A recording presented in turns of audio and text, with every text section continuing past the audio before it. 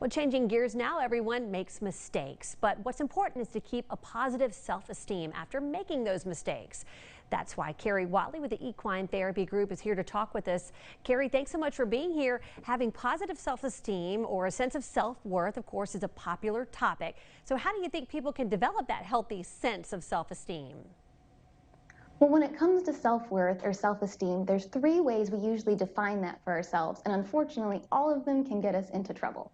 The first one is our attributes, how we look, or if we have a nice house or a fancy car.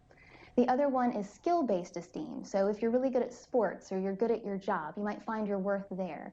And then the other is others-based esteem, and that's the idea that I have worth as long as you think I do. So when the people closest to you are happy with you, you can also be happy with yourself. But if they're not happy with you, it can kind of put you in a downward spiral. So all of those types of esteem can get us into trouble. The only one that doesn't is a grace-based esteem, and it's the sense of flexibility that I have worth and I'm allowed to be human. All right, so how do people actually have grace-based esteem? That's the first time I've ever really heard that term. Well, I really love the $100 bill analogy. Imagine if I had a $100 bill and I threw it on the ground and I stepped on it. Would you still want it? Of course you would. What if when I stepped on it, I got some dirt on it, or it got all crumpled, or maybe even had a little corner hanging off? Would you want it then? Absolutely. It's a $100 bill. It still has value. Well, all people are like that $100 bill. Maybe we've been stepped on a little bit or have some dirt on us. Maybe we even have a corner hanging off, or we're a little more wrinkly than we used to be. But we all have innate value. We're all very important. So it's good to see others the same way you'd see that $100 bill. Okay, so how do we use that concept in our daily life?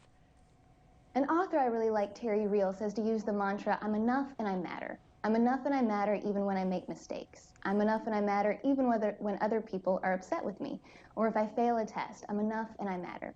I had a client call me the other day and say, hey, I locked my keys in the car today and it was a great experience. I was like, what do you mean it was a great experience? She said, well, I used to would have spent the rest of the day beating myself up for making a careless, stupid mistake. But instead, I just told myself, I'm enough and I matter, even though I locked my keys in the car. So keep that in mind when you're kind of talking to yourself. Yes, and giving yourself a little grace. Absolutely. Carrie Watley with the Equine Therapy Group, thank you so much. Thank you.